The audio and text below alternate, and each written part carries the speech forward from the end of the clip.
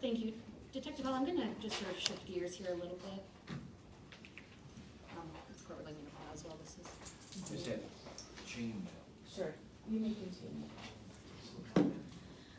Detective Hall, during your investigation, did you become aware that Mr. Vondren had been incarcerated in the Michigan Department of Correction with the defendants? Yes, I did. Okay. And was that through information that was provided to you? Yes. Okay.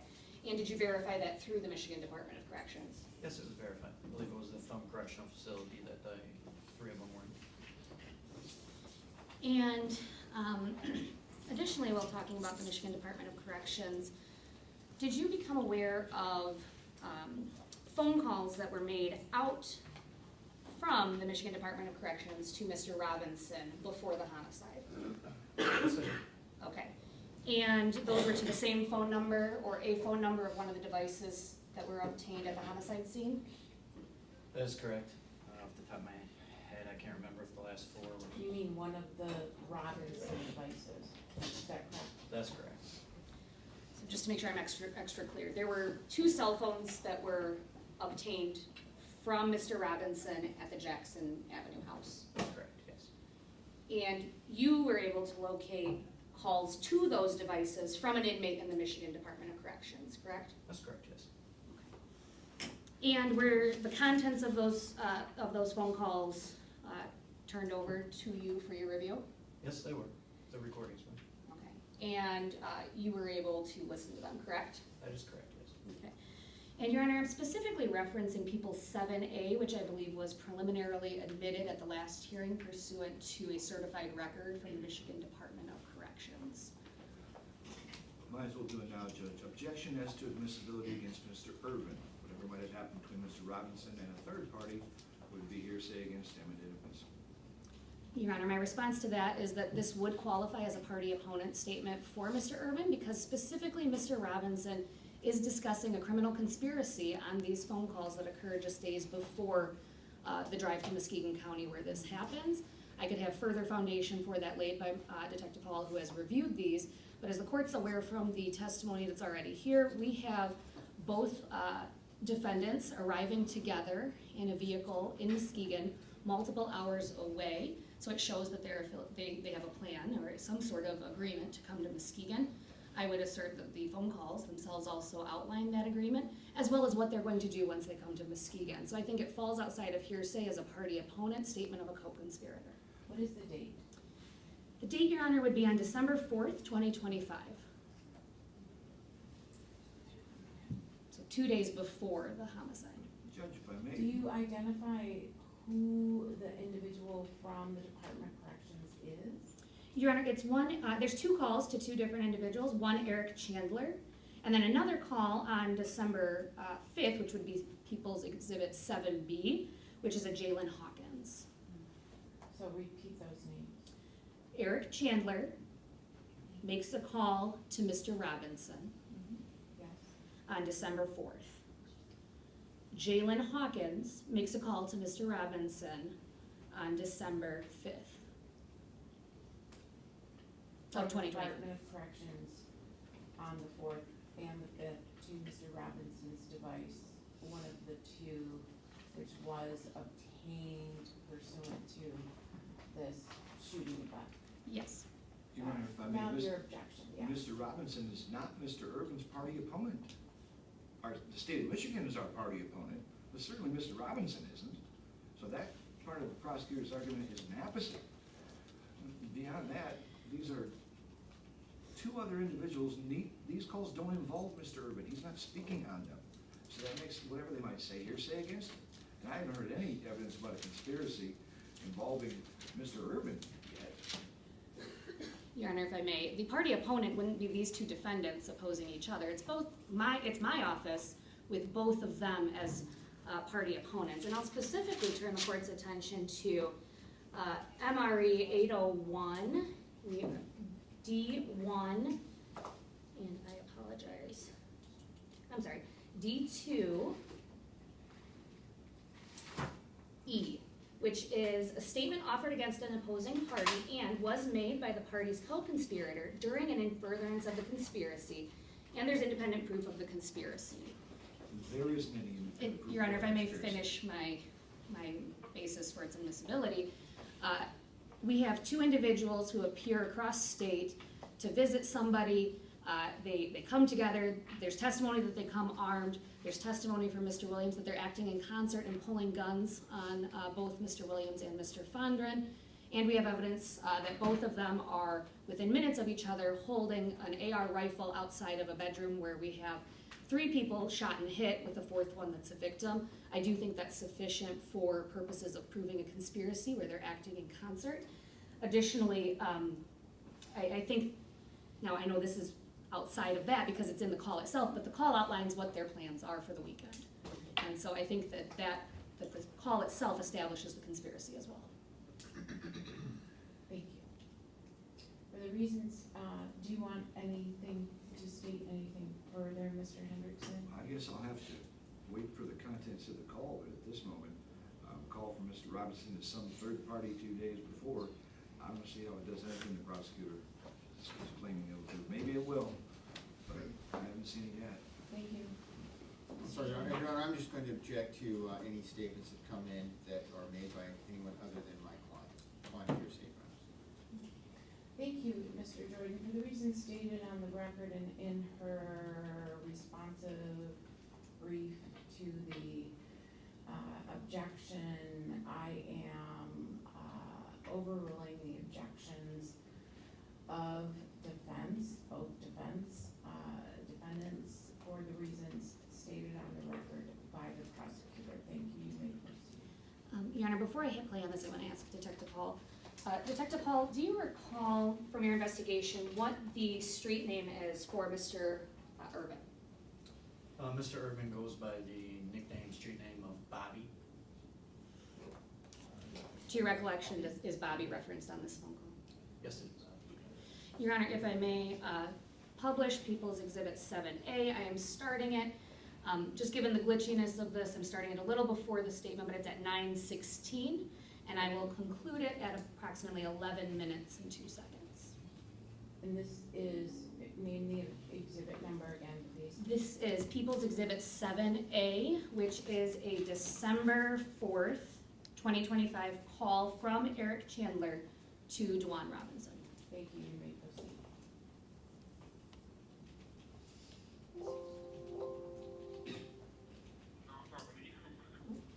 Can we turn this up as high as we can, please? And you as well, please. All right. I did click audio sharing, so I'm hoping that that. Is that as high as it goes, Ms. Kroll?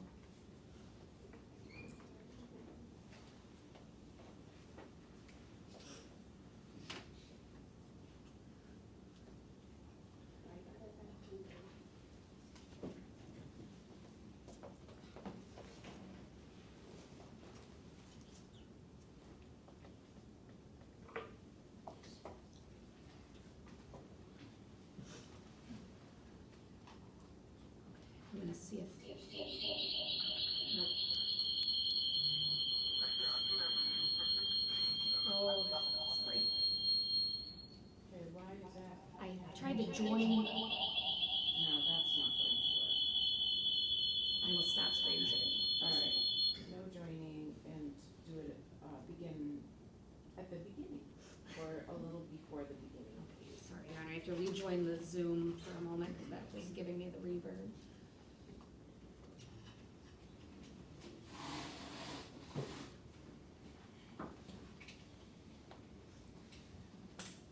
I believe Ms. Kroll is.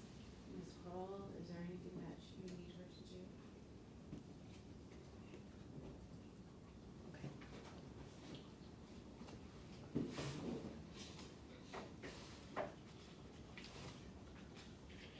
Your Honor, I think I've got it worked out, so we're starting at 9:23 on Exhibit 7A. Hey,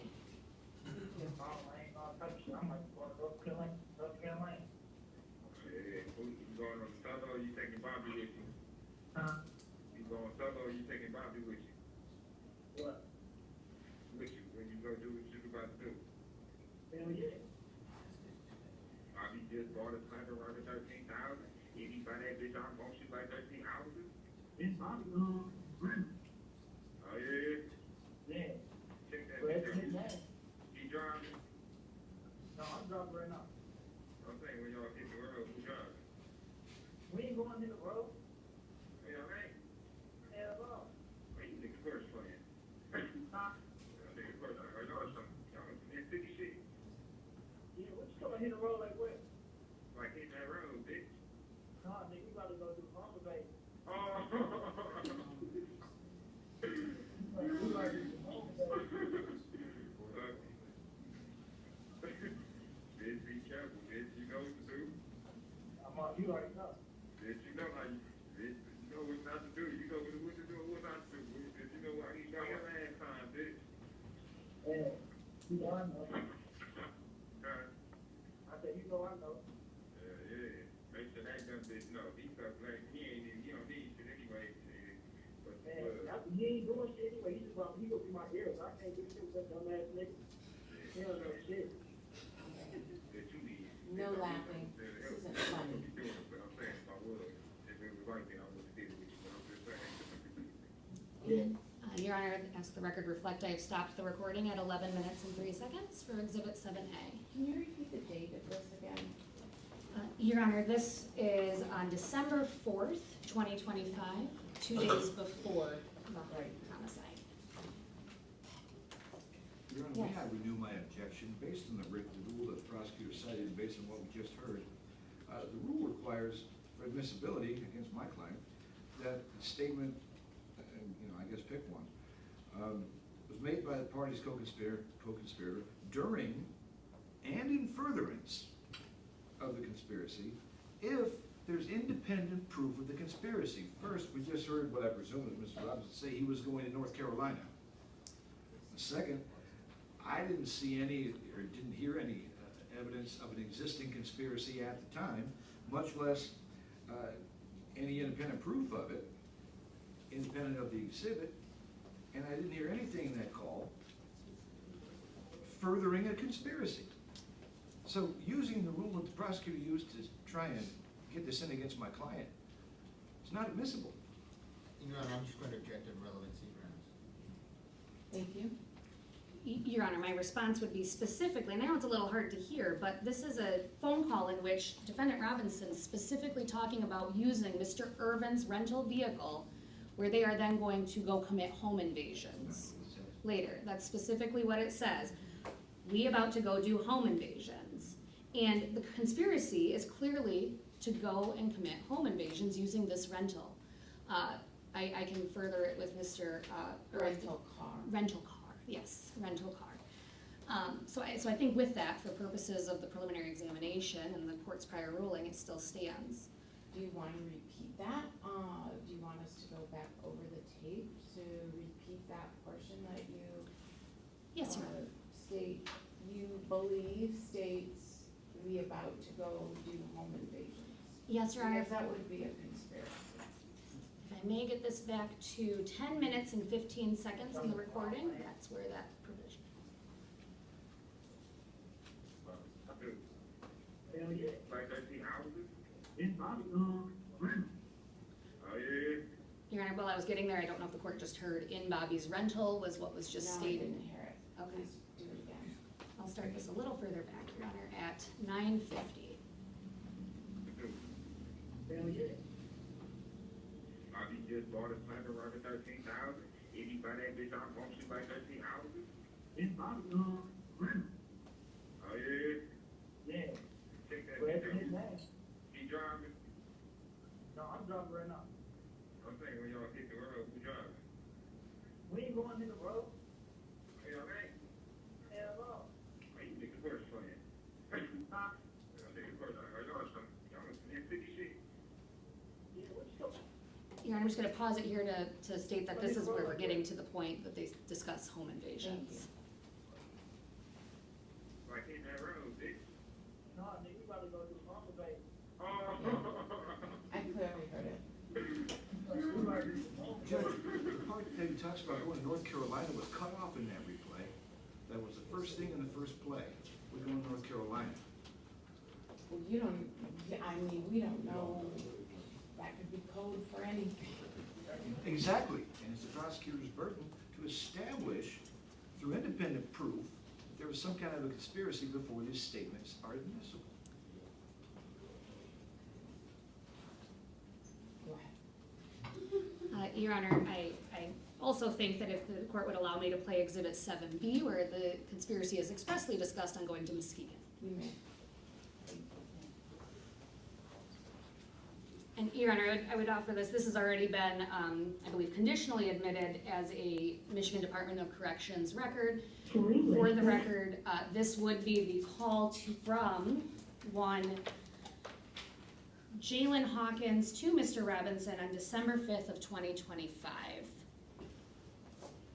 And I will start the recording here at 2 minutes and 41 seconds. Same objection, if I might. Stop. This is serious, in case anybody can't tell. All right, go ahead. May I? I guess I'd move for the admission, the non-conditional admission of it, since we're playing it here through the detective's testimony. So admitted, without objection. So I am, for record purposes, 7B starting at 2 minutes and 41 seconds. How long you been there before? But I did it for a week. Oh, a week. Oh, yeah, I'm like, damn. What kind of nigga? That's a practice thing, honey. What they said? I don't know, you know, I'm saying, but that bitch sweet though. They got cancer, so. Why you ain't driving that bitch? Yeah, I know that bitch, I ain't sound like you was there. No, like those dads, you know, just cut that bitch, see if that bitch get up and go bitch. I be hearing some little shit, they like to get up. Oh, yeah, okay. Oh, you had that growl? That Yeah. first shit, And then drive, so you can hear that bitch, I was like, damn. Oh, shit, man, I'm chilling, Yeah, I'm like, maybe about,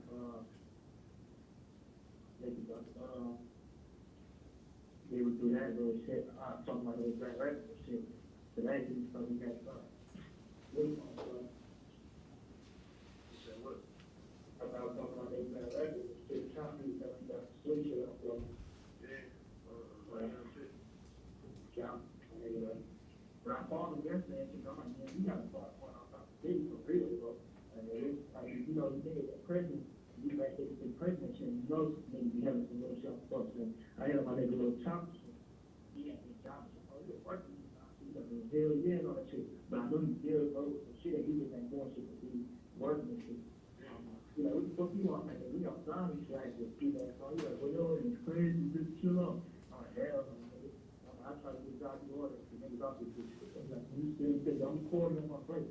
They hit me up this morning, because you know what I'm on, I said, hit me up this morning, I got some sleep, but you gotta come down here. I'm like, then I'm not bet. And it's that, I like that anyway, because that really doing shit like, because you know, we just fucked up the whole Detroit. We find out this shit doing shit like that, but we just fucked up the whole Detroit, so we really do gotta go somewhere that don't know it, like shit. And we get around that bitch, and I think we got to something, but you know, them niggas sweet, they scared because they got like this English, so I'm trying to make you fail, because it'll come out that bitch. So you think, Here, I'm just gonna pause to ask a couple questions for Detective Hall at this point. I'm pausing it at 4 minutes and 53 seconds. So, Detective Hall, was that Mr. Robinson's voice where he discusses having to go outside of the city of Detroit because he's well-known there? Yes, based off my investigation and listening to other phone calls, once he was incarcerated, I believe that is Mr. Robinson's voice. And, did you hear the discussion between Mr. Robinson and this MDOC inmate about going outside of Detroit? I did. And how individuals or I guess other individuals outside of Detroit are sweet, I heard that part as well. okay? And that they're scared of men from Detroit? Correct. Okay, and, I'm gonna just continue playing here at 4 minutes and 53 seconds. but all these, all that.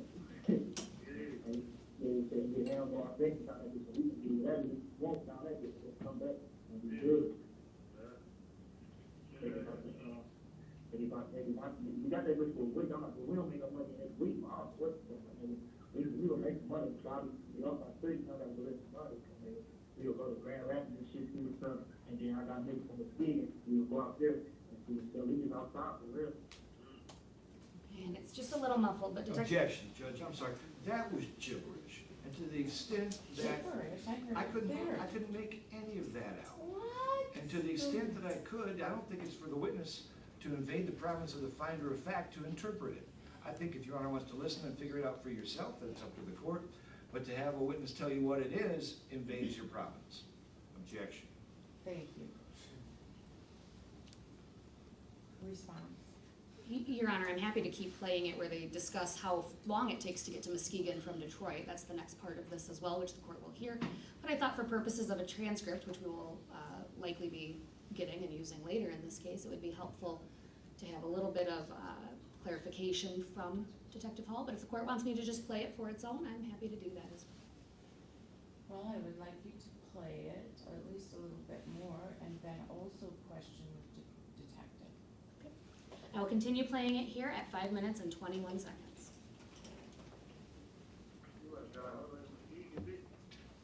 Hell, yeah. No, what, you speaking, what, 3 hours away? 6 hours. Oh, nice. That's over 3 hours, so 3 hours, like shit. Let me see. Spell the speaking real quick. U, M-U, S, K, S-K, E, got it. C, Yeah, that's two, it's 2 hours and a half. up to that. Yeah, That's like those prisons. Yeah, yeah, that's what I said, oh, that's like 2 hours away, like the Grand Rapids, 2 hours and 11 minutes, that's just 2 hours and 30 minutes, like, my nigga Bruce came down there, he said it was like 3 hours. So I thought Bruce and Steve, yeah, came down and did shit. Muskegon only like 30 minutes away from Grand Rapids. Yeah, that's what I said, all this shit, like, once you get down there, we all, Stephen would be right there, probably Lansing, like, yeah, all that shit, probably just too. Yeah, y'all think something, maybe about the niggas out there, they ain't about to keep on saying, it's Christmas coming up, they ain't got to get some money.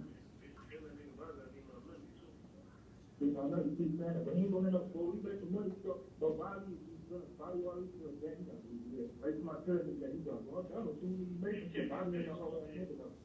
Bobby ain't Nah, I gonna wanna hold know, that. that. We niggas been in that shit, I'm gonna throw something on that bitch too. Tell Bobby, What that bitch mean, bitch, on what? I don't know, you know, I don't got social media and shit, like, I don't, stuff that, she She can't even, they did. I don't know, like, I put a bitch had a button on her birthday, she ain't say she got brother. Hey, that bitch, she had a year Instagram.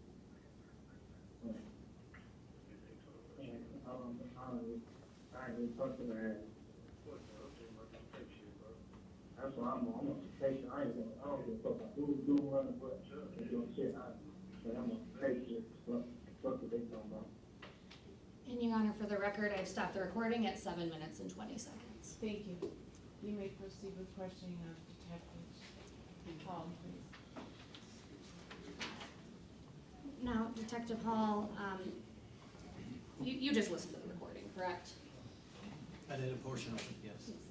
And that's not the complete recording of it, fair to say? That's correct, there's more. But for limited purposes of preliminary examination, you heard this segment of 7B, correct? I did, yes. And in that, Mr. Robinson is discussing using Mr. Urban's rental to move across the state to get money for Christmas, correct? Objection once again, Judge. My esteemed colleague is asking the witness to tell the court what the tape says. And if the court can't listen to the tape and figure out what the tape says, it's not admissible. Rephrase the question, please. I will sustain the objection. In your investigation and your review of 7B, portion's been played, did Defendant Robinson discuss coming to Muskegon County? Objection against, admissibility against Mr. Urban. Whatever Mr. Robinson might have said, inadmissible against Mr. Urban. Your Honor, my response would be the same to that prior objection that's already been ruled on. Right, overruled. I've already ruled on that. Thank you. Would you like me to repeat the question? Yes, please. Okay. Did you hear in that call where Mr. Robinson's discussing coming to Muskegon County? Absolutely did. And in the context of that call, did he express what his purpose was coming to Muskegon? What was his purpose in coming to Muskegon? as discussed in that call, was to make some money. You hear pape, they use pape, it's commonly referred, another way to say money, Pape, pape, that's correct. didn't know that one. So when he says I'm on that pape ship, that's a quote you recall hearing? I'm on that pape ship, is that what it? Excuse my language, Your Honor. It would be the curse word ship. Okay, thank you. So what does that phrase mean? Again, to get some money.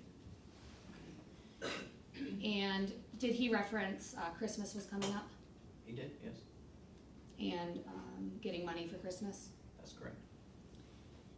And he specifically discusses Bobby having a rental That's correct, yes. and using that rental to make money. Yes, I think they call it a Chrysler 300. And what's the, Chrysler Deer Hunt? 300, Thank you. that's the model of the vehicle they say. Thank you. moving out of this call a little bit, but what's the importance of that, him saying that they used a Chrysler 300 as it relates to the rest of your investigation? Sure. Through our investigation, that was determined to be the vehicle that D2 traveled to Muskegon from Detroit. And then it went back to Detroit after the homicide and was later seized by law enforcement. And was it later processed by the Michigan State Police Crime Lab? Yes, it was. And I wasn't going to do this, but this feels like a good time here. Your Honor, I do have a lab report as it relates to that Chrysler 300. I do believe it's a self-authenticating report authored by the Department of State Police. This would be People's Exhibit 21. I did previously provide this to opposing counsel. This one was one that I emailed between the two preliminary examination dates. Thank you. This would be People's Proposed Exhibit, I apologize, 21. Any objections? No objection to that. No objection, Your Honor, thank you. Thank you. Go ahead. Okay, and is it fair to say in People's Exhibit 21, there's some fingerprint evidence derived from that Chrysler 300 and linked to these defendants?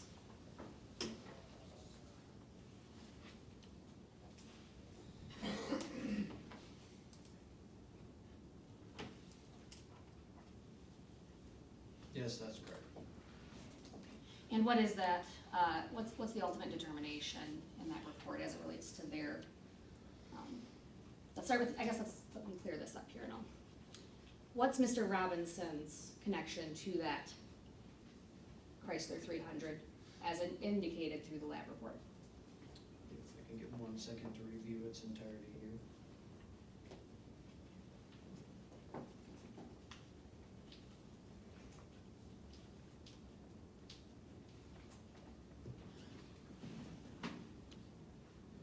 I see a right ring finger which was identified as Mr. DeJuan Robinson's, which was located on what is labeled the front passenger door wood panel.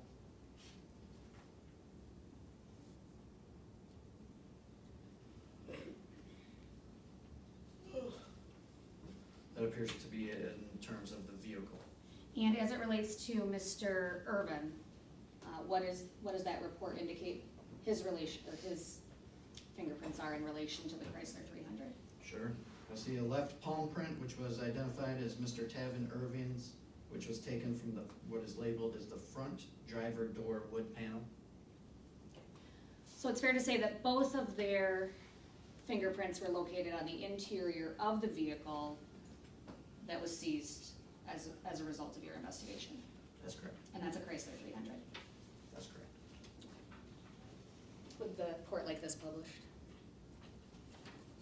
I would, yes. Thank you. You may continue. Thank you. All right, Detective Hall, I'm going to shift gears here a little bit. Did you have a chance to conduct an investigative subpoena on Mr. Irvin? Objection. And this is, Your Honor, where I think we're gonna have some argument. The objection broadly stated is that this was a governmental interrogation conducted while my client was in custody without the benefit of a Miranda warning. And so anything he might claim that my client said is going to be inadmissible. And Your Honor, I think you know my objection, and I'm sure Madam Prosecutor is going to say that this is in furtherance of conspiracy, but any statements by Mr. Urban should not be attributed to my client. Your Honor, I'll address Mr. Jordan's first. Is actually, I agree that Mr. Urban's statement is likely not in furtherance of the conspiracy. So this is only admissible as it relates to Mr. Urban for preliminary examination purposes. I may shift my theories, but at this point, I think as it relates to Mr. Urban, that's the sole admissibility I'm proffering. But turning to the objection that's been raised, albeit a little I'm sorry, just for the record, so will you sustain my objection, or at least agree that this does not come into? I'm not offering it against Mr. Robinson today. Okay, thank you. I sort of knew that, so Okay. I was waiting for, And I apologize for not Yes, clarifying that's that. all right. This would be only as to Mr. Urban. all right? To address That's Mr. Urban. To address Mr. Urban's objection to this, I mean, albeit a little premature, I'm not actually going to ask Detective Hall about the statement made during the investigative subpoena, but I am going to be getting into his statements that were done in a subsequent questioning and statement that was obtained. I believe the objection would be the same, though, that the defendant's claiming that his Miranda was not proper.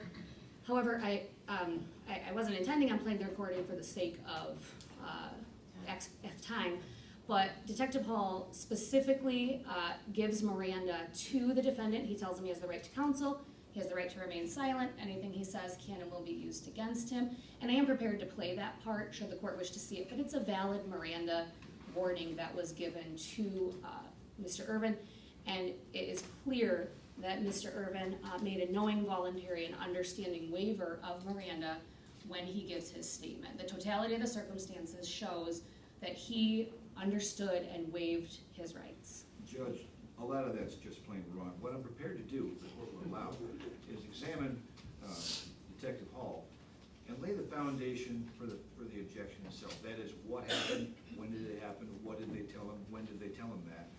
And so when all those facts are in the record, then we can make a coherent legal argument about what they mean. So if I might examine a witness, I could get that out. And it'll be a lot faster than playing the whole thing.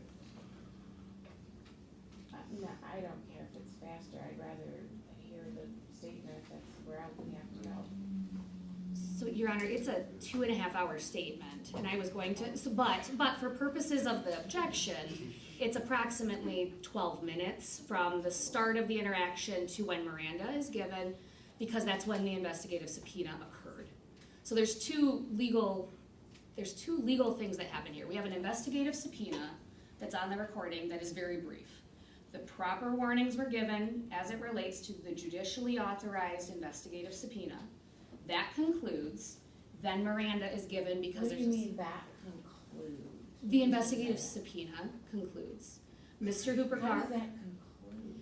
he is informed that it's done. The prosecutor leaves the room, and Detective Hall says, "I'd like to ask you a few more questions. Here's your rights," and then he's read his rights. So then, why is the investigative subpoena portion any different than Detective Hall's? Your Honor, I'll say quite clearly that Mr. Urban lied during the investigative subpoena. He says he's never been to Muskegon, he makes a complete denial, and then he comes off of it in his questioning with the But officer. why is that any different in terms of Miranda warnings than when Detective Hall comes in, gives the Miranda and questions? Why are those, unless you're telling me none of that information comes in? That's a great point, Your Honor, and I make a reference to that in my reply to their objection, is the investigative subpoena, the defendant was still advised he has a right to counsel, he has a right to invoke the Fifth Amendment if it incriminates himself. The only slight difference is that he does not have a right to remain silent for things that don't implicate the Fifth Amendment because he's under a subpoena. Now, during Miranda, he has the ultimate right to remain silent at any point in time. It's a nuance, But those are the rights that were afforded to him in the IS versus the interrogation. Your Honor, may I respond briefly? No, not till I'm done with my question, so Yes. then you may.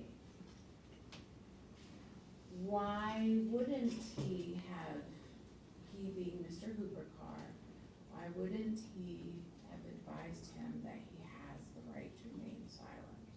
I understand it's a subpoena, but it's recorded, and you want to use the information against him. He was in the context of the IS. He was instructed that he has the right, the Fifth Amendment right, to remain silent if it incriminated himself. That was read to him during the investigative subpoena. During or Before its commencement, Alright. in the introductory prelude to it. so? What's the difference between the investigative subpoena and the Miranda? I believe the defendant's contention is that because there's this slight difference about him being compelled pursuant to a subpoena to testify versus his voluntariness for the post-Miranda statement, that would not be a valid waiver. The people, I'm tracking with the court in that he was advised he has a Fifth Amendment right to not incriminate himself, he has the right to Okay, an attorney. repeat that answer. Yes. So you're telling me the same rights were given to Mr. Robinson as the Miranda? Almost the same. Okay. Almost the same, because What is the difference? that he could not conclude the questioning at any point in time because it was pursuant to a subpoena. So it would be a question by question Otherwise, he ability. would be held in contempt. Correct. But it would be a question by question right to remain silent during the IS versus a blanket, I'm not talking to you, you can't question me any further, which would apply during the interrogation, the police initiated question. You're indicating because it's a subpoena, he cannot stop the questioning or he's subject to contempt Yes. versus questioning by the detective, which is voluntary. Yes. I believe that's Mr. Hendrickson's argument. Mine would be that the totality of all of this, he understood his rights, and insofar as what the court will hear, Detective Hall specifically clarifies, and I'm not saying it verbatim, but he says, if at any point in time you want me to stop talking to you, I'm done. We won't talk any further. So he even goes on to explain Miranda further. Okay, thank you. Your Honor, there is so much wrong with what I just heard. It's hard to know where to start, but I'll start here. The basics are these. They brought him in custody to what we call an IS. They did that first. Whereupon they told him he had to answer their questions. They told him that 4 or 5 different ways. And they didn't tell him he had a right to remain silent, which he had because he was in custody. Now that's different from other IS where people just walk in of their own accord and they can leave. But my client was in custody. So with a custodial police interrogation, or law enforcement interrogation, which this was, right, he's entitled to Miranda at the beginning. They didn't do that. In fact, they told him the opposite of Miranda. They told him, you have to talk to us, you have to answer questions, 4 or 5 ways. And then, when they decided that that part was over, the prosecutor left the room, and then Detective Hall did 2 things that my esteemed colleague studiously left out.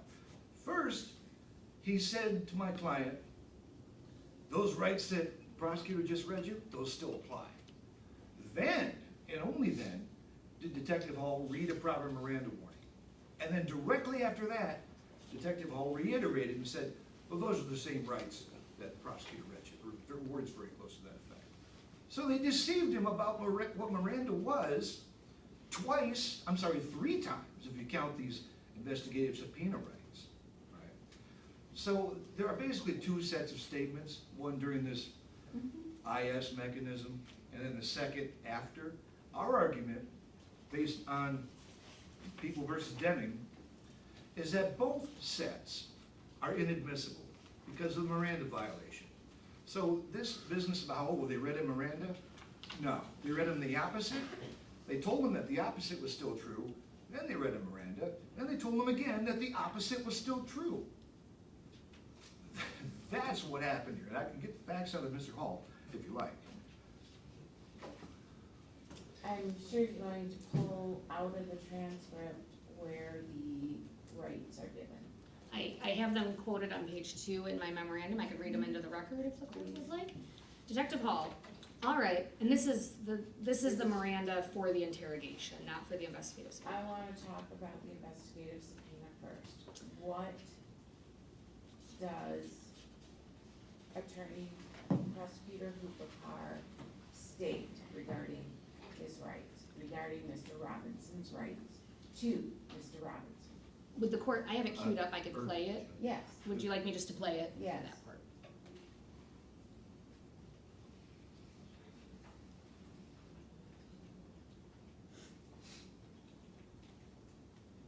I believe, oops, I'm no longer screen sharing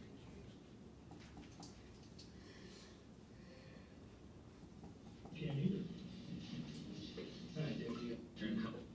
Thank you. You can't either. Hi, Deputy. I'll see you right here. We'll be good. Give you guys a call. Yeah, sure. You can read that. Oh, maybe. No problem.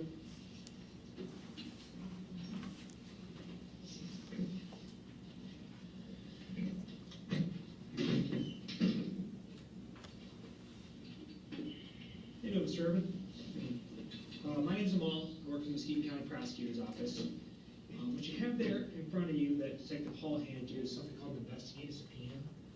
If you get a chance, I'll give you a chance here to read that over, and then a lot of that same information is the same information I have to read you here. That'll kind of explain why you're here, what an investigative subpoena is, and what we're here doing. Okay, but I want to give you an opportunity to read that over if you'd like. If not, I can start reading stuff. Okay. All right. Can you state and spell out your name for me? V-I-N, Irvin, I-R-V-I-N, What's your date of birth, Dave? 2120. Can you raise your right hand for me? Do you solemnly swear or affirm that the testimony you give will be the truth, the whole truth, and nothing but the truth, sir? Okay. I gotta read you and set your hand down. You need something to drink, or you good? Some more. Okay. I'll see if we, there might be some more bottles. I gotta read you this information. It'll kind of explain why we're here and how we move forward with this, okay? This testimony is being taken pursuant to 1995 Public Acts 148, the Michigan State laws in the Muskegon County Courthouse in Muskegon, Michigan, specifically from the conference room in the Muskegon County Prosecutor's Office. Present is myself, Amal Lubricar with the Muskegon County Prosecutor's Office. Also present is Detective Kyle Hall with the City of Muskegon Police Department, and Detective Nick Vandermolen, Detective Sergeant Nick Vandermolen with the Michigan State Police. In an investigation of this type, it's the policy of the Muskegon County Prosecutor's Office to provide every witness with their legal rights before testifying. We're conducting an investigation with the Muskegon Police Department and the Michigan State Police into possible violations of state criminal law involving the December homicides of Joshua Fondren and Corey Watts, and you've been subpoenaed to testify about this investigation. You obviously received your subpoena. Do you have any problems reading or writing the English language? Okay. Okay. That was gonna be my next question. Like I said, it is the policy of the prosecutor's office to advise every witness of their legal rights before testifying. I want you to understand that because you've been subpoenaed to testify about this investigation, and because you've taken an oath to tell the truth, you're required to answer everything truthfully and completely, whether or not you want to. You can only refuse to answer under one circumstance. You can only refuse to answer if a truthful answer to anything I ask would tend to incriminate you. But you can't refuse or take the fifth for any other reason, like to protect somebody else from getting in trouble or because you don't want to be involved. You're required to answer everything whether or not you want to, as long as it doesn't tend to incriminate you. And I like to give everybody an example, and I give them the same one, okay? Let's say you came down here, and you came down here with your mom. And I stopped you, and I said, Mr. Urban, do you know, and on the way down here, your mom stopped and bought some cocaine. And I said, Mr. Urban, do you know anybody that has any cocaine on them? You obviously wouldn't want to tell on your mom. But in this circumstance, you'd be required to tell me that your mom had cocaine on her, because it doesn't incriminate you in a crime, it incriminates her in a crime. You understand the difference? You can only refuse to answer question means that you did something wrong. When I ask you, Mr. Urban, who has cocaine on them, and you know that your mom has cocaine on you, that doesn't mean you did anything wrong, right? It means that she did something wrong. So those are the only questions you can refuse to answer, the ones that incriminate you in a crime. You can't refuse to answer questions that incriminate somebody else in a crime. Okay? Then, if you don't know the answer, then you can say that you don't know the answer. We're not asking you to guess about anything. Anything you say can may be used by state prosecutors in a subsequent legal proceeding. If you have a lawyer, permitted a reasonable opportunity to consult with the lawyer if you so desire. If you cannot afford a lawyer, one can be provided for you, and you can have that lawyer present before and during any question. You understand those rights, sir? Yeah. Okay, the last two things I want to tell you are this. Everything that you say during an investigative subpoena, during the course of the investigation is competent. Your Honor, I would just note that I have paused the recording at 4 minutes. I don't wanna hear the rest Oh. of that. Okay, I'll continue at my. Naturally, which means I can't tell you whether anybody else has been here and what they have said. I can't tell anyone else that you've been here and what you've said. Everything is confidential by law, and that's why we do these investigative subpoenas. And the last thing I'm required to tell you about is something called perjury. Perjury is lying under oath. You may have heard of perjury before.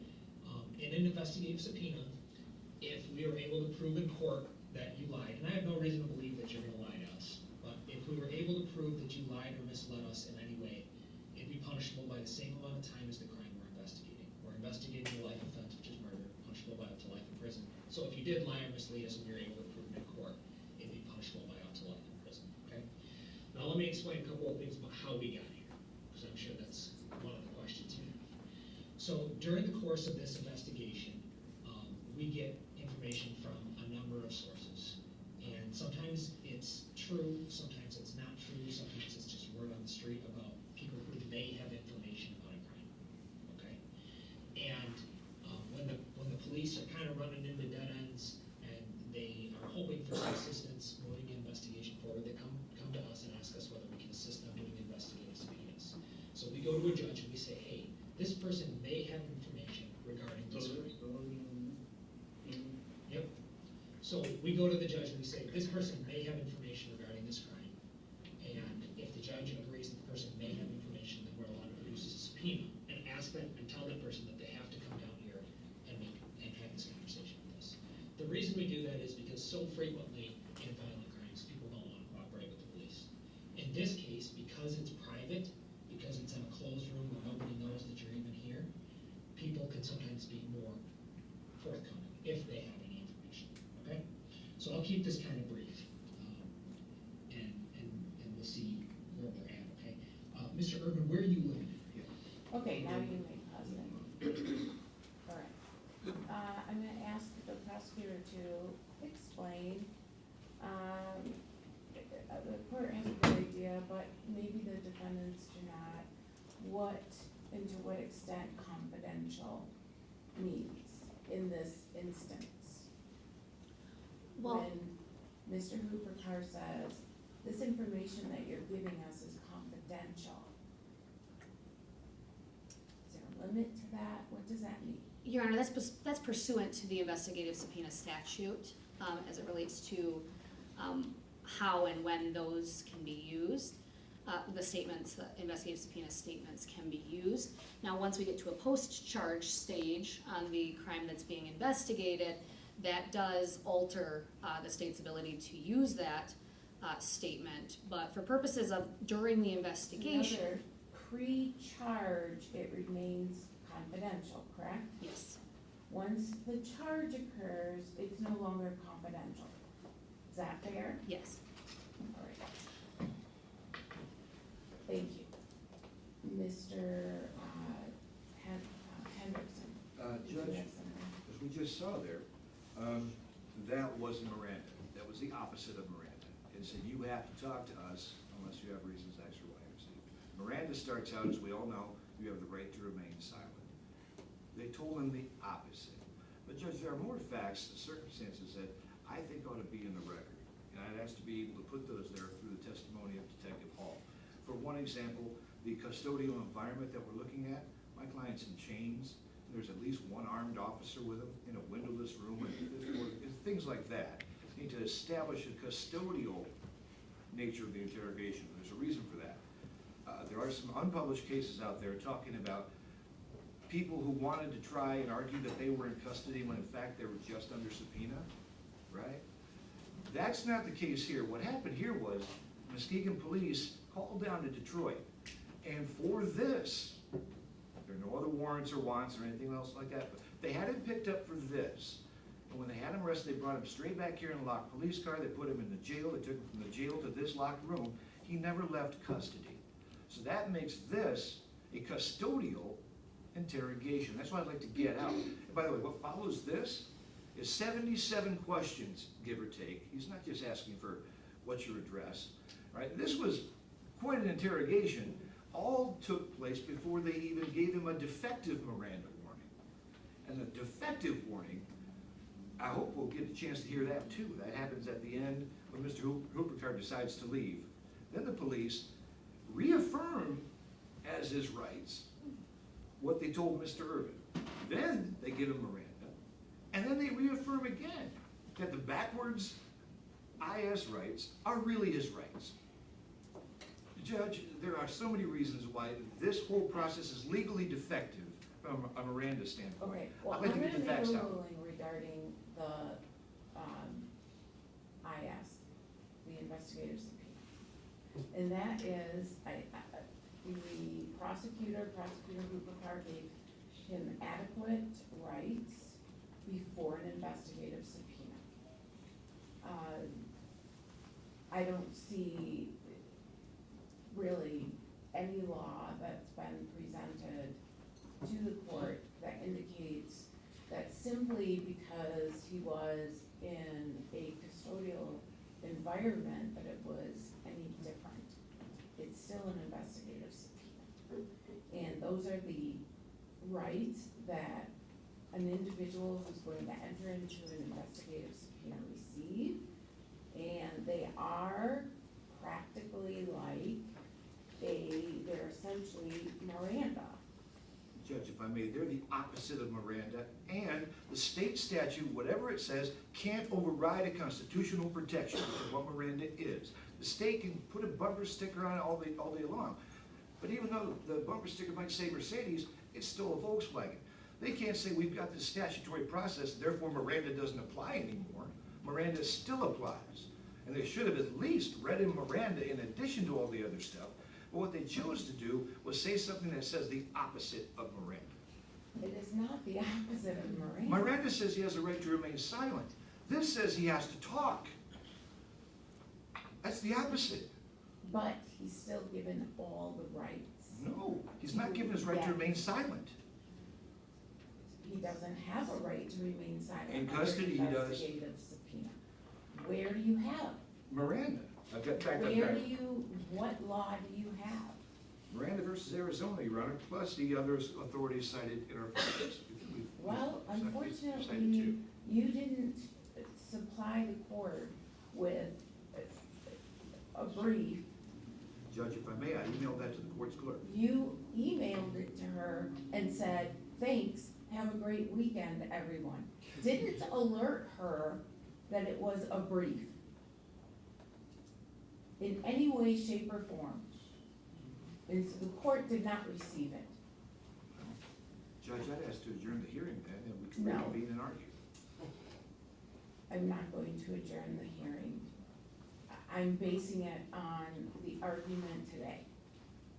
And it was, I already adjourned it for you to have that opportunity, and frankly, you did not exert the opportunity in accordance with the law. I'm sorry, You Your did Honor. not present it to the court, you did not present it to the court's clerk, you emailed something and just said, have a great weekend, everyone. How am I supposed to know, how's she supposed to know it's a brief? Because We get attached to it- 200 emails a day, you are supposed to provide a hard copy to the court's office. That is the court rule, and you did not. I And think you're not directing only- me to do it this way. And not only did you not do it that way, when you emailed it, you did not clearly identify it as a brief. It said, have a great weekend, everyone. Judge, And you have to remember, the reason we don't do it by email is because we receive 200, 300 emails a day. If you're gonna do it by email, you have to be clear. well, Judge, I can just say it this way. My client was in custody, he was entitled to a Miranda warning, he didn't get a Miranda warning, he got something else. And when they finally gave him a Miranda warning, they made it defective, starting and All ending. right. He was Then deceived. we'll talk about that and everything that comes after the detective gives him a Miranda warning. And if you're saying that Miranda warning is defective, I am. I wanna talk about that. Maybe we can do that now? Yes. Your Honor, if I may, before I get into my argument with that, because he builds his argument off of the claim that this first one's defective. He being Mr. Hendricks, or the defendant. Now, Your Honor, it's my stance that Miranda is not required during an IS because it's not custodial interrogation, I it's already made my testimony. ruling on Yes, IS. yes. We're talking about after that, after the IS. Correct. So after the IS, I'd be more than happy to play the exact words that were said to this defendant. Please do. We'll go that way. And just for clarity of the record, I don't have this on my exhibit list, but I'd offered this recording that we've already published and played as People's Exhibit, I believe I'm at 23. Let me just confirm. This would be People's Exhibit 23. All right. And I will move on to the portion that we have. People's Exhibit 23 is the Miranda warning that you're claiming detective gave Mr. Robinson. Your Honor, I would move for the admission of the entire, of both the IS statement, since we've already, or the IS rights, since we've already admitted those, all the way through the Miranda as well. I think Through- you said Mr. Robinson. Your Or, Honor. I'm sorry, Mr. Urbans, this video of the IS as well as the Miranda warnings provided to Mr. Urban. Oh, we haven't seen the Miranda yet. Yeah, I asked you to play the Miranda, so I can't make a ruling on what I'm gonna allow you to enter without seeing the Miranda. Yes, sir, I was just thinking for purposes of the court's decision, I'll just play it without it. Be sure I back down in a minute, but we'll wait for him to step out. And I'll let the suits are out of the room, all right? I just want to follow up with a few more questions. Fair enough, table? All right. Then, He's a detective, right? yeah, all right. But before they do that, I just want you to understand, right? The rights he read you, they still apply. Okay, so you got the right to remain silent. Anything you say can't be used against you in court of law. The right to an attorney, the right to their presence before and during any question if you wish. If you can't afford to hire a lawyer, one will be appointed to represent you at public expense, okay? If you waive your right to remain silent and later change your mind, which means we start talking, you later change your mind and say, hey, you know what, I don't want to talk. Cool, let me know, okay? Same is true if you waive your right to have a lawyer present and later change your mind. Let me know, stop, okay? Those are the same rights that he just read you. Fair? Yeah. You understand those still? Yeah. Okay. So I just want you to be cognizant of that. I guess, And I that's my would argument. agree, they are not the same rights. The detective is incorrect with that. However, it sounds to me like it's a full Miranda warning. It's defective, Judge. How? It says in the beginning and at the end, those rights you heard, those IS rights, they still apply. The IS rights are not Miranda rights. Miranda But says. then he goes through Miranda. And then he says again, the same rights he just heard. He refers twice to the defective backwards so-called IS rights. And what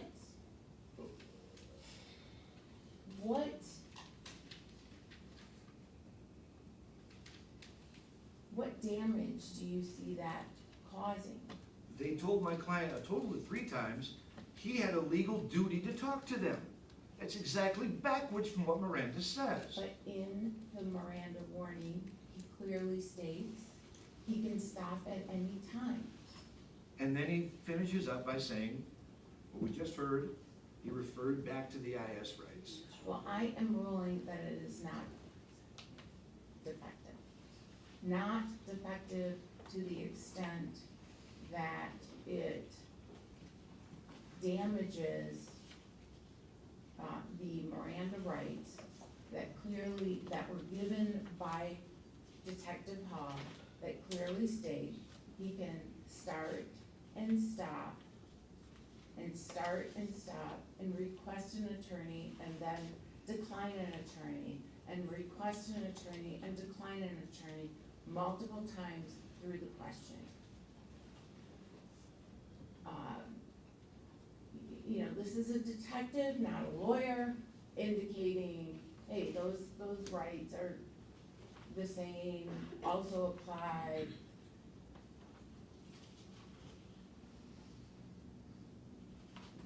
It's probably not correct, but I don't think it's defective. So I'm ruling that the questioning, the Miranda rights were sufficient, and the questioning can come in. Thank you, Your Honor. The recording, the evidence from the interview can come in. Unless he stopped it at any point and detective didn't stop it. Or there's some other defect to that, to that effect. But the Miranda itself is not defective. This might be a good point to break for lunch. We will return at